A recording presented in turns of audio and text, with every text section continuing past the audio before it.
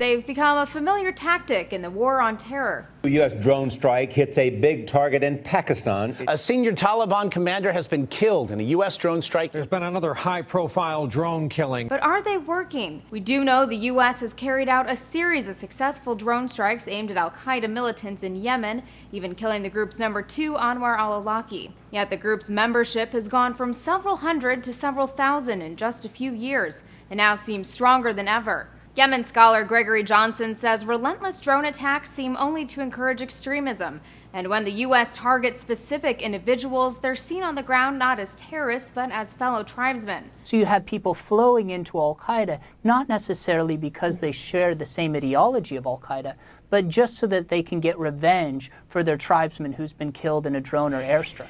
The Nation's Jeremy Scahill says it's something of a boomerang effect. You can't launch these so-called signature strikes, killing people in pre-crime, in countries around the world, and think that we're not going to create a whole new generation of enemies that have an actual grievance against us. In Yemen, the U.S. has launched 77 drone strikes since operations there began in 2010, with 9 suspected drone strikes since July 27th.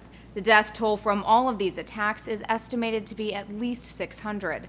Foreign Affairs argues the sheer number of these targeted killings is working for one reason, writing, "They have done so at little financial cost, at no risk to U.S. forces, and with fewer civilian casualties than many alternative methods would have caused." But with drones, some say, come unintended consequences. Most recently, the terror threat on American embassies in the region was believed to be a response to U.S. drone use. And the U.S. conducted 8 different drone strikes in just 1 week during the Muslim holiday of Ramadan, possibly further fueling anti-American sentiment. We heard this in Fareya al-Muslimi's chilling testimony before a Senate committee 1 week after a U.S. drone strike targeted his family's village. The drone strikes are the face of America to many Yemenis.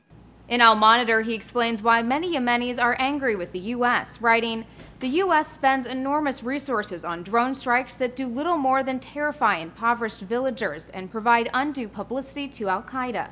It's worth noting there have been fewer U.S. drone strikes at this point in 2013 compared to recent years. For Newsy, I'm Elizabeth Hagedorn.